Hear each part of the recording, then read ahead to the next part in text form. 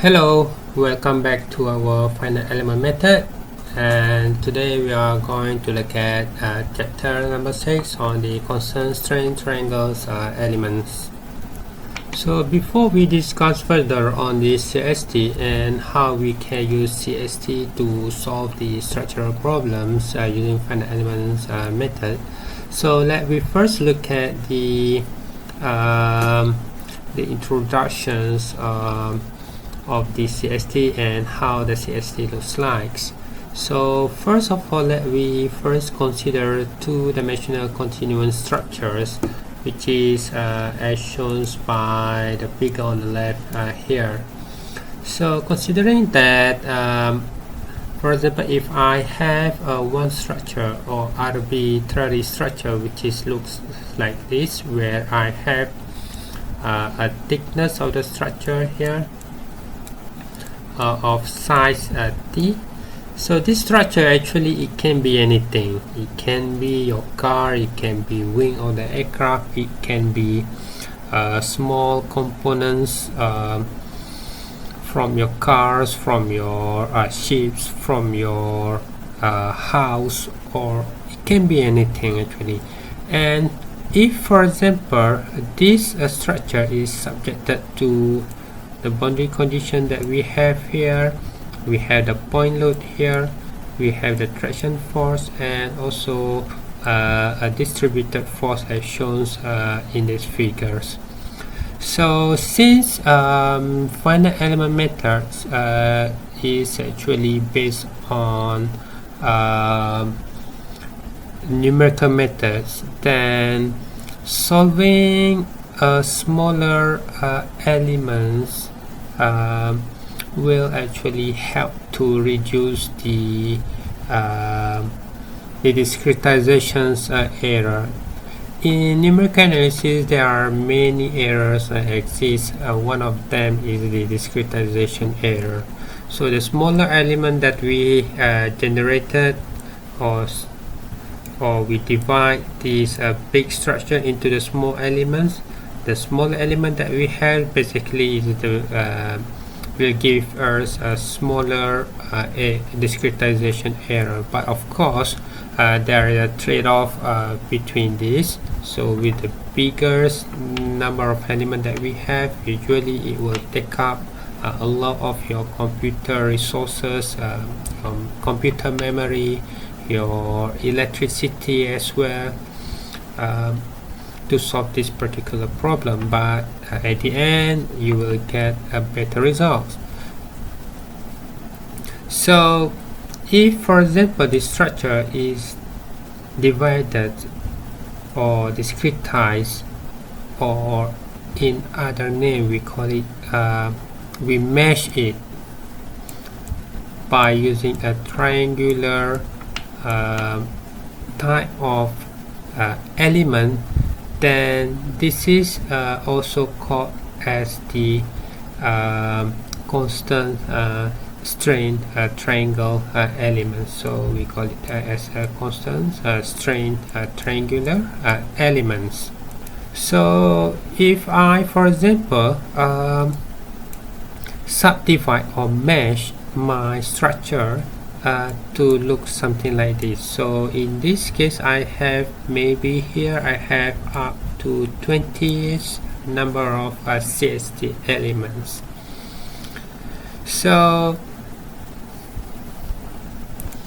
if I zoom up this element number 10, for example, which if I zoom up, it will look something like this. So for example, this is our element number 10 in the previous figure just now. So it is very important to highlight that for one CST element, we have three nodal points. So nodal point number 1, number 2, and number 3 that make up triangles. And at one nodal point, we have 2 degrees of freedom. That means when we are talking about this CST, actually we limit our discussions to 2 degrees of freedoms. So we are talking about 2D problems. So we have 2 degrees of freedom, which is the translation in X and the translations in Y directions. So nodes are numbered in counterclockwise directions. So node number 1 is there, node number 2 is there, and node number 3 is there. So in terms of the directions, it's likely we are having an anti-clockwise direction where we write these nodes numbering for one CST element. So later we will discuss why numbering the nodes in anti-clockwise direction is very important in our topics.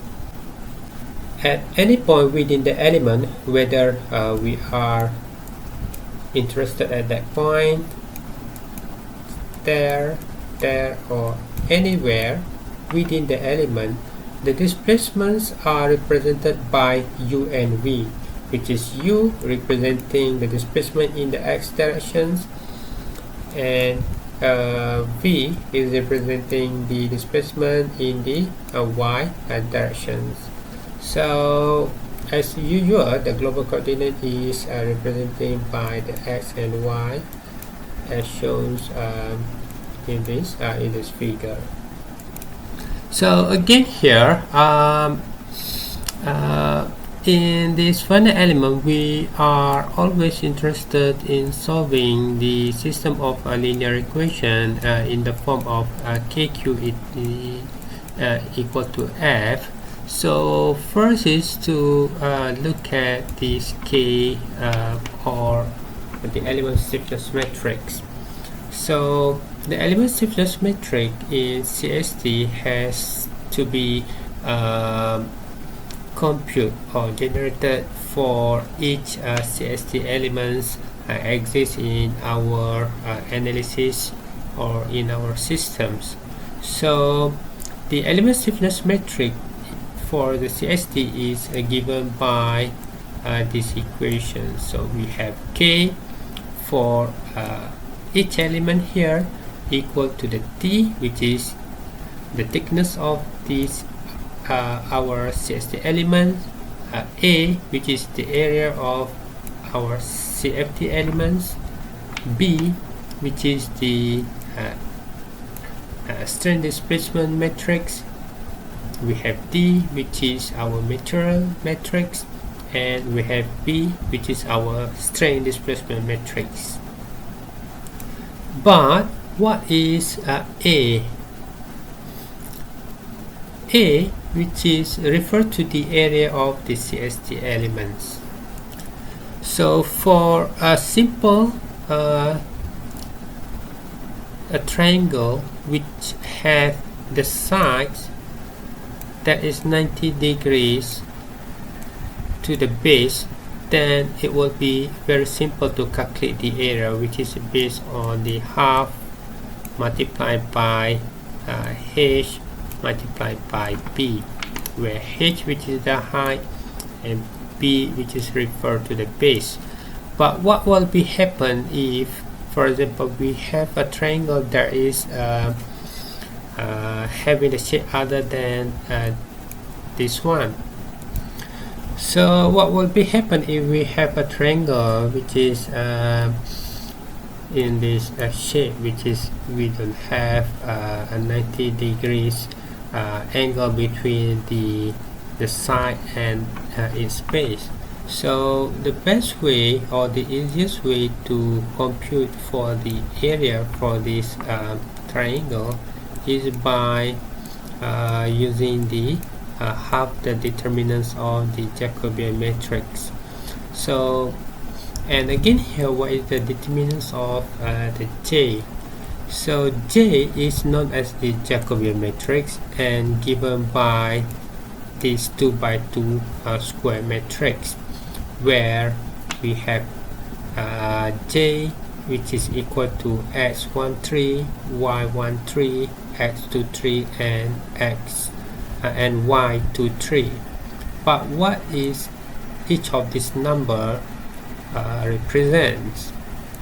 So actually this x13, y13, and the others coefficient that we have in this square matrix, which is actually representing the geometrical informations of our CST. For example, let's say if this is my nodes number 1, this is my nodes number 2, and this is my nodes number 3.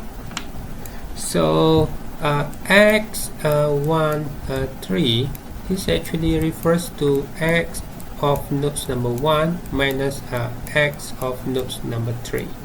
So if I can draw a line something like this, which is, it will represent the x and y coordinate of each point. So here will be x2, so this will be my x1, and this is my x3. So this will be my y3, so this will be my y1, and this will be my y2. So x13 actually refers to x1 minus x3. So since in this case x1 is bigger than x3, so we expect we will have a positive value here. So what about y23? y23 actually refers to y2 minus y3.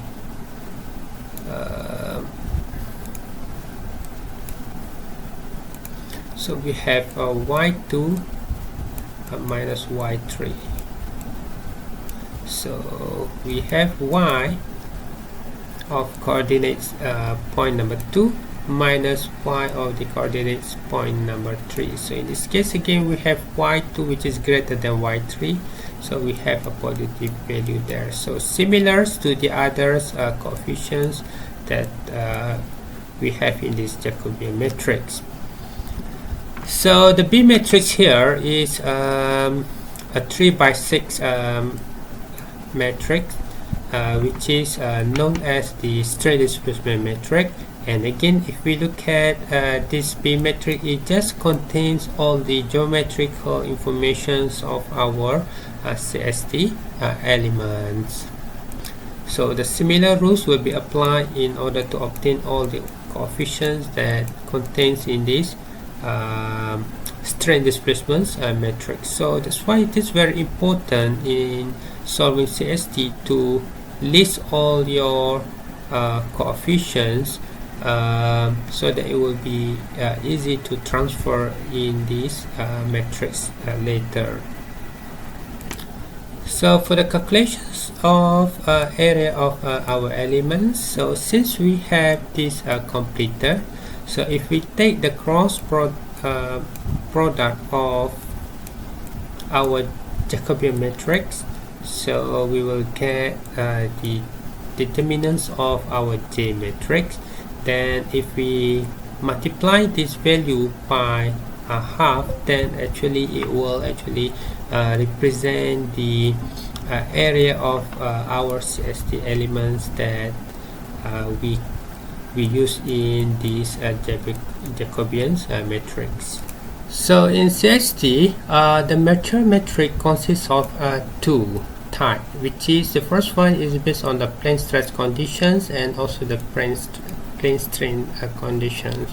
So these two will give you different interpretations of the problem that we are going to solve.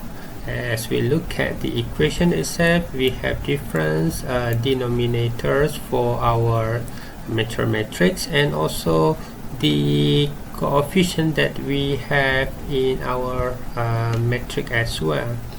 So the selections of whether the problem will be falls under the plane stress conditions and plane strain condition will be discussed later in the following slides. So the strains in CST element is also obtained as in our previous topics, where the strain is given by B multiplied by Q, and this is actually contains the normal and shear strains in our elements, whereas the stress in CST element is given by sigma, which is equal to dBq or equal to d multiplied by strain, and this is actually will contain the normals and also shear stress in our CST elements. So one of the most tedious part in the CST analysis, which is in this finding of the element stiffness matrix K, which is, as we can see here, this part B transpose multiplied by D and multiplied by B requires a huge matrix multiplications process. So let's we look at what is the result from these three matrix multiplications, where, as we can see here, B transpose is actually will give us a 6 by 3 matrix. So we have B matrix, which is B multiplied 3 multiplied by 6. So if we transpose it, then we get 6 multiplied by 3. So if we multiply this by the D matrix, which is the matrix of 3 by 3 in terms of its size, then if we multiply the 2 here, then we will get the matrix of 6 multiplied by 3 for this the 2. So we get the 6 multiplied by 3 in terms of its size. So if these two, the combinations of B transpose multiplied by D, and we multiply by matrix B, which is 3 by 6, we have 3 by 6, then we can expect that the result will be in the form of a square matrix of 6 multiplied by 6 in terms of its size, where D is the thickness and A is the area, which is a two constant value for this element stiffness matrix. So this is actually requires quite a tedious process in this finding of the elements stiffness matrix for a single CST element. So you can imagine that if we have more than one, we may have 2 or 3 elements, or we may have millions elements. So this process will be a time consuming process.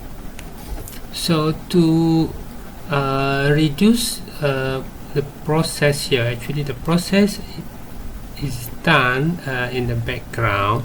So the similar equations to this to the one that we have in this slide here, which is can be represented by this matrix. So the results of this TAB DB, which is can be represented by this the whole equations that we have in this K matrix. So as we can see here, for single elements we have K equal to T over 4A, thickness over 4 times of my area, then multiply by the all coefficient that we have in this square matrix of size 6 multiplied by 6. And the way we write this metric, which is by written the whole equations or coefficients that reside in the lower part of the matrix, where as you can see here on the upper part we just write the symmetry terms in this way only. For example, K at the position 1,6 equal to the value that is contained in the positions 6, 1. So that means this matrix K coefficients 1,6 here actually equivalent to the one that is contained there. So they are equivalent, diagonally symmetry, so they are equivalent.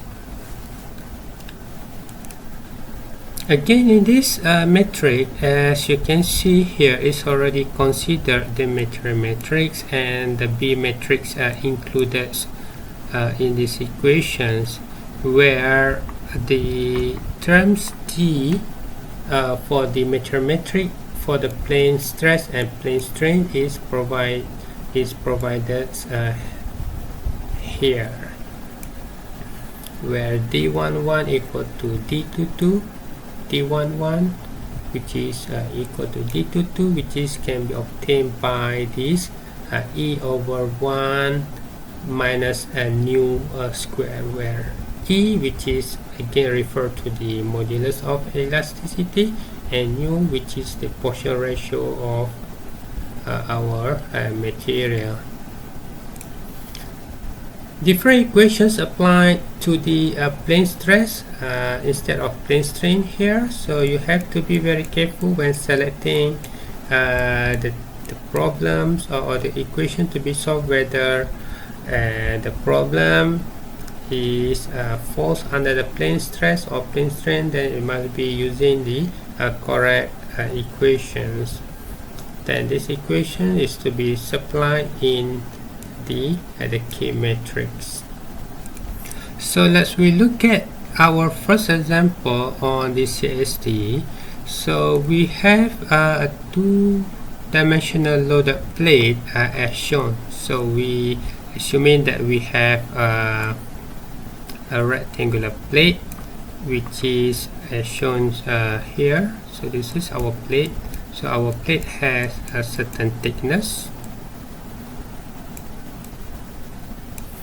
and determine the displacement of node 1 and 2 and the elements stresses using the plane stress conditions. So in this case it is explicitly tell us that this problem which is falls under plane stress conditions.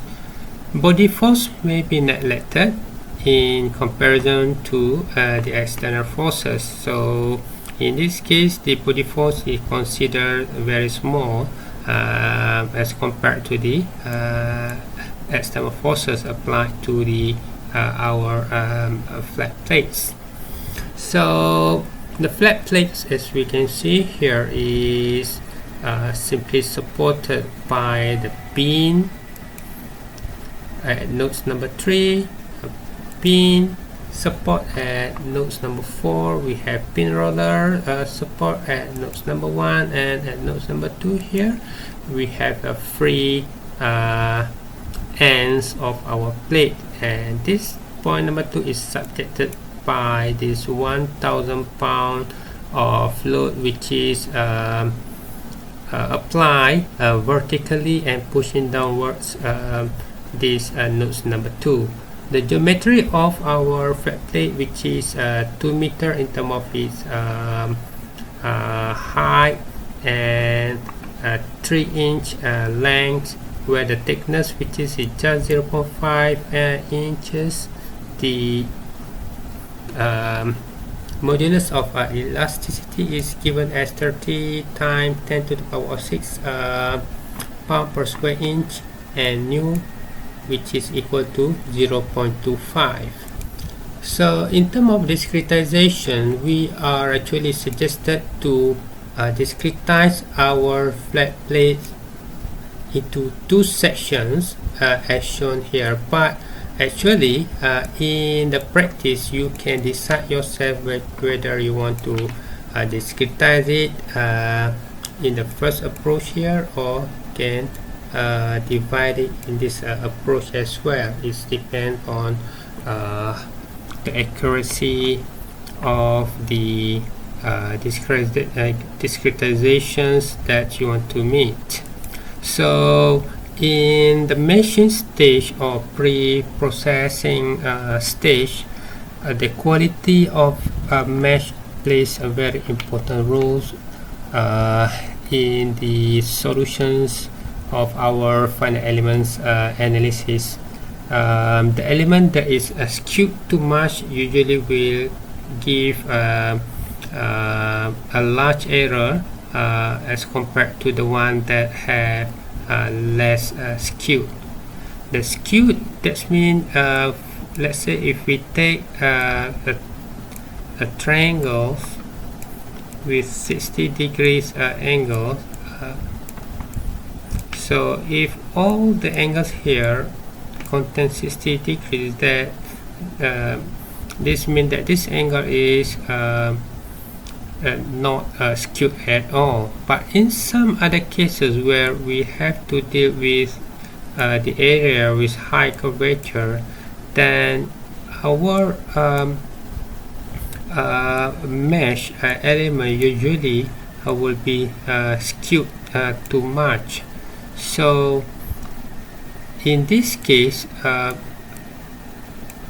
the angle between the edge here will be distort too much, so that it's not retain its original, or as much as we can maintain this original shape here.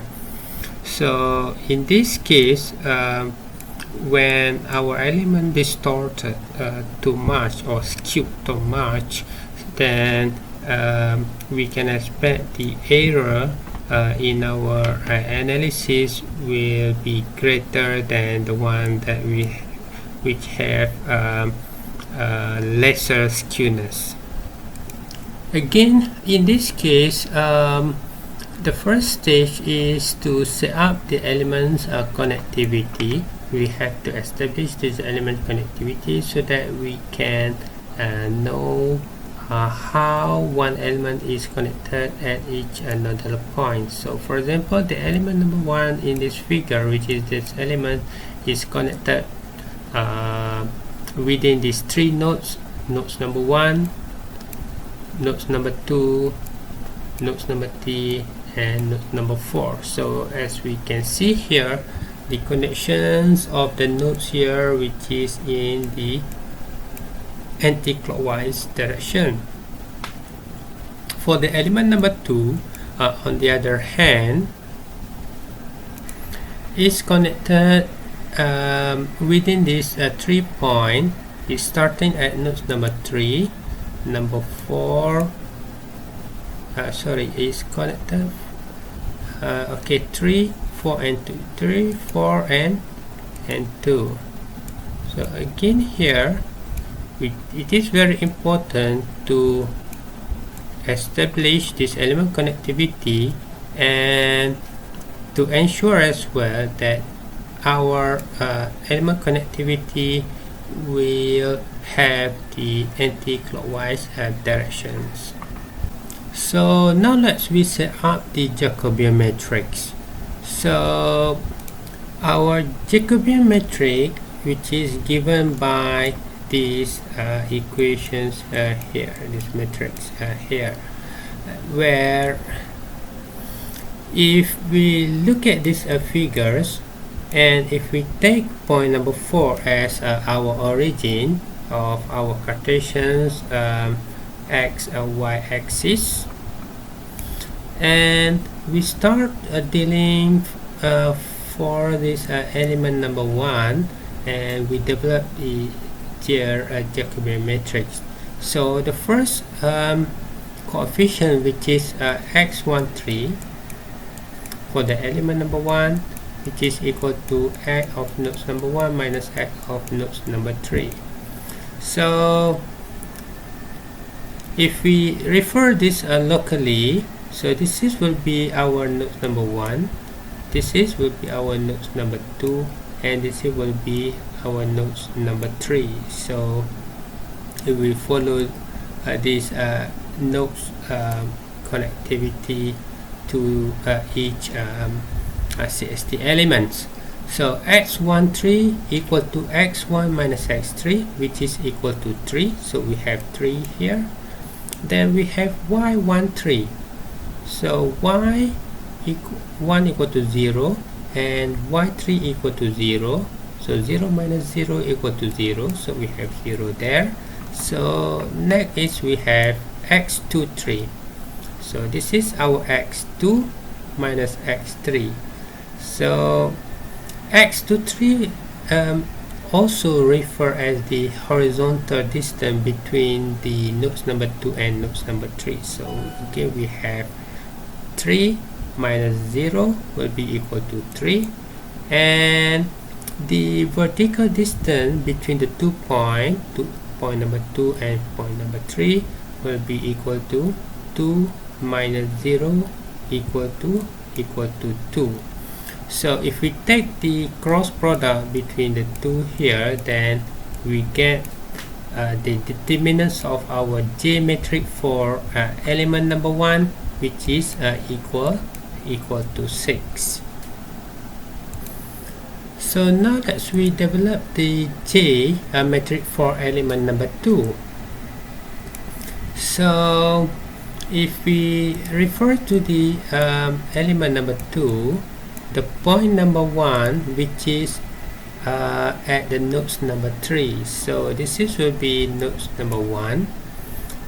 Nodes number 2, which is located at nodes number 4 here, so this is point number 2, and nodes number 3 is located at point number 2. So this is the third nodes in our CST. So x13 for element number 2, which is referred to x1 minus x3. So again here, if we take 0 and 0, which is our origin for our Cartesian coordinate system, which is located at the same origin as we use for element number 1. So the horizontal distance between nodes number 1 and nodes number 3 will be equal to 0 minus 3 will be equal to negative 3. And y13, which is vertical distance between the two, equal to 0, because they are perfectly horizontal between the 2 points. And x23, so x2 minus x3, so 0 minus 2, we have sorry, this is x, so 0 minus 3, we have negative 3, and y23, which is vertical distance between 2 and 3, we have 0 minus 2, we have negative 2. So if we take the cross products between these 4 coefficients in our Jacobian matrix for element number 2, then we get the determinants of our J matrix for element number 2, again equal to 6. So what will be happen if we are not going to follow the anticlockwise direction as suggested in the previous slide? So that means we are try to make our calculations which following the clockwise directions in the nodes numbering. So if I consider this approach to the element number 1, so that means this is the nodes number 1. If I take this is my nodes number 1, then this is my nodes number 2, and point number 3 in the figure here as my nodes number 2. Then I start calculating its J matrix. So let's see what I will get out of this. So x13, so x1 minus x3 will be equal to 0. y1 minus y3 will be equal to negative 2. x23, so x2 minus x3, which is equal to negative 3, and then y23, which is y2 minus y3 equal to negative 2. So if I take the determinant of my J matrix that is following these clockwise directions, so I will get 0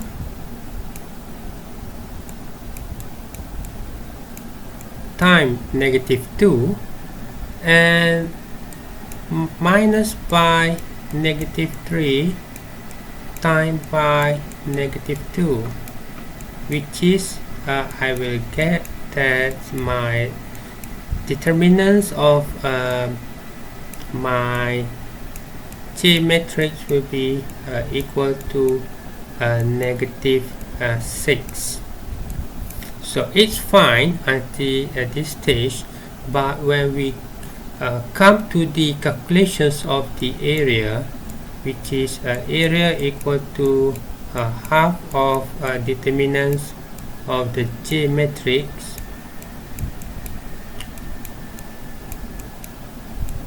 then if I use this nodes numbering that is following the clockwise direction, then I will get the area which is equal to negative 3, so which is illogical to have a negative area. So this is why it is suggested that for the calculations of our area, the nodes must be numbered in anti-clockwise directions. So at this stage, we should be able to easily calculate the area for the both elements that we have in our problems. But in this slide showing the step-by-step process of determining the element stiffness metric K, but this process is very tedious process. So instead of following what we have in the slide here, so I would suggest the same process to be replaced by using these matrix CST equations.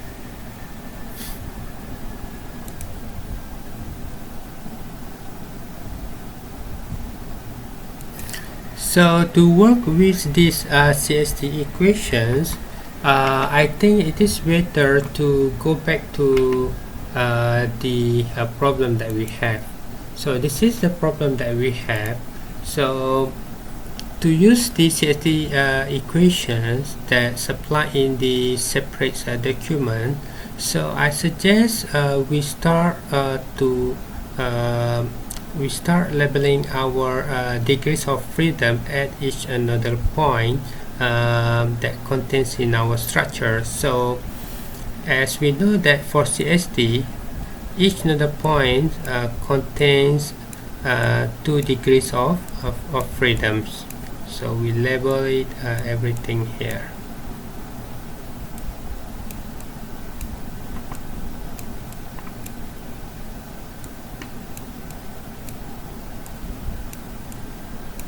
So we start at node number 1, then we can label that we have Q1 there, we have Q2, Q3,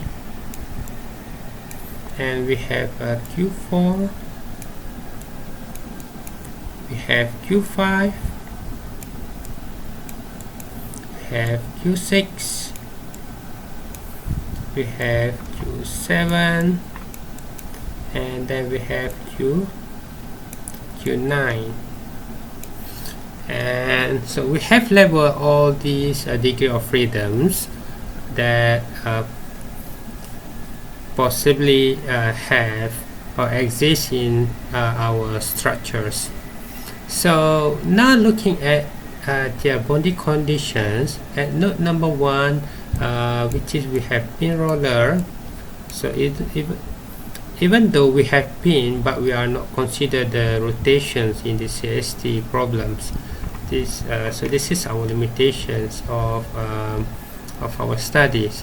So in this case, Q2 will be equal to 0, which is we are only allowed at this point 1 to move or slide in the horizontal directions on this. So this is Q1 will be an active degree of freedom here, which is something that may exist as well, since it is not constraints to anything.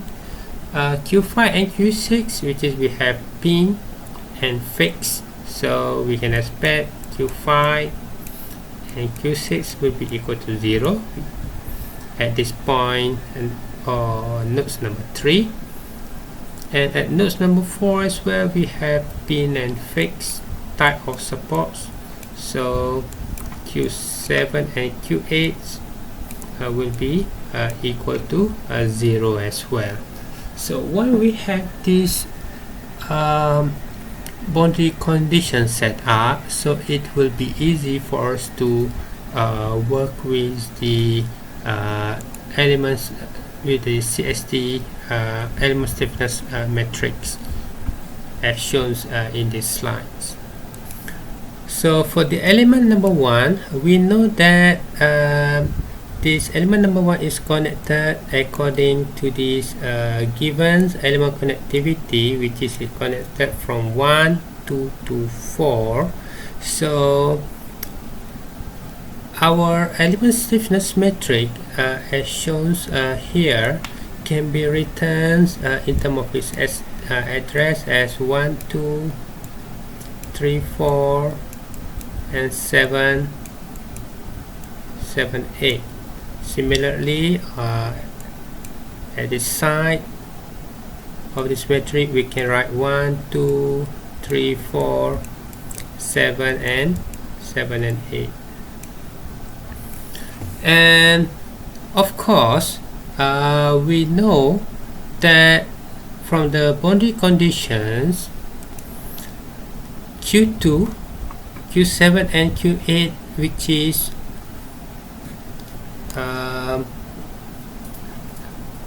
have no displacement at all. So from there we can eliminate the row and column number 2, 7 and 8 in our K matrix.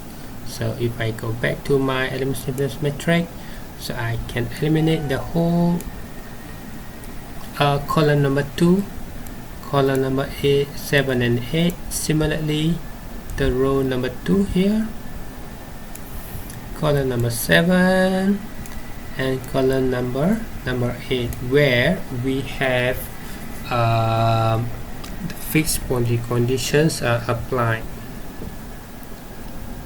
So this is the only informations that are required to be calculated in our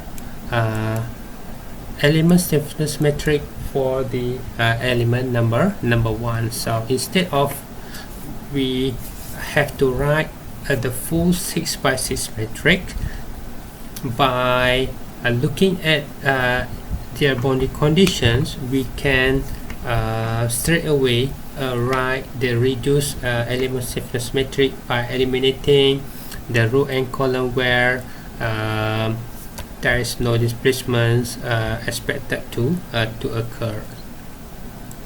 And this value should be similar to the one that is generated in this matrix for the element number 1.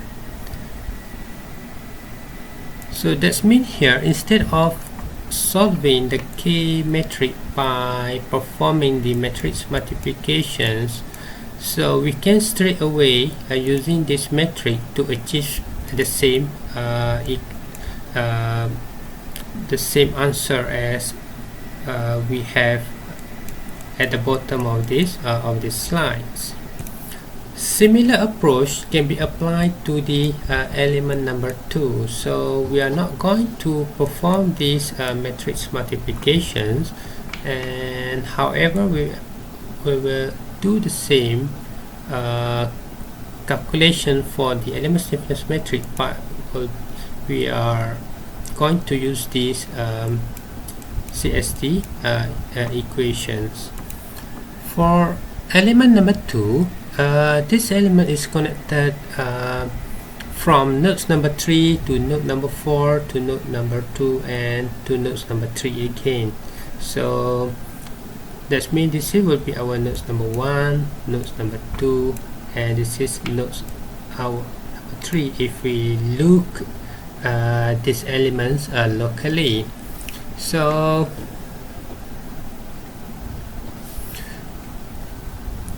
using this element connectivity, then we can write the index on top and at the side of our matrix as shown here. So we have 5, 6, 7, 8, and what we have here 3 and 4. So we have 3 and 4. Then at the side here, it is very good to write it as well.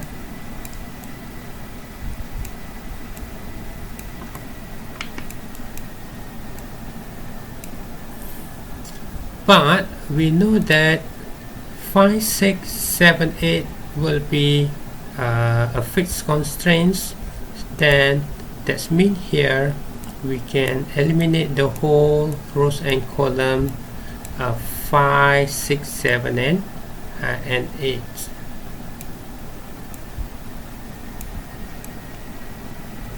So the only coefficient that left in our element number 2 in terms of its element stiffness matrix is just these 4 elements.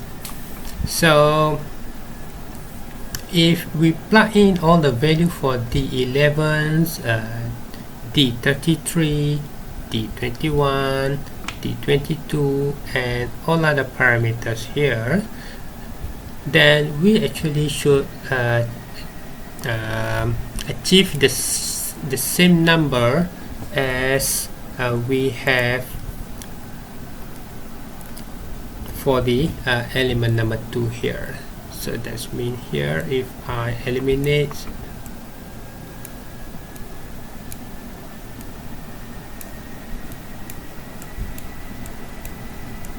so this is the only information that I will retain for my K2.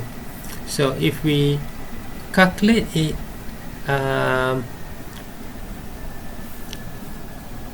this element 3 and 3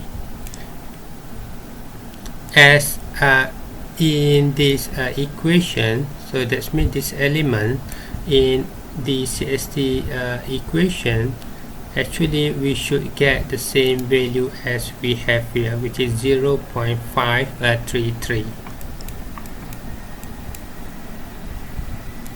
So I would recommend all the students to use these equations in solving your CST problem instead of solving this equation, which is requires you to do tedious matrix multiplications here. So now we come back to this slide where we have developed this K1 and K2, which is, as I mentioned just now, we eliminate all these elements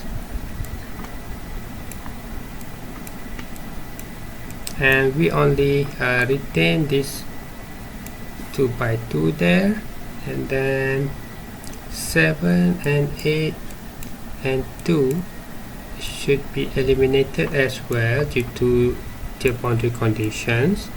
And once we have these two set up, for each element, then we have to assemble it to make analysis for a complete structure or complete systems. So in this case, what left is we have for the nodes equation for the nodes number 1, for the nodes number 3, and for the nodes number 4. So this set of equations is known as reduced. So this set of equations that we have here is known as reduced system of linear equations. So when we reach at this stage, then you can solve this system of linear equation by including all the known coefficients here in your calculator, or you can solve by using MATLAB or Octave. Then you will get the calculated displacements at nodes number 1, nodes number 3, and nodes number 4, which is given by these 3 values.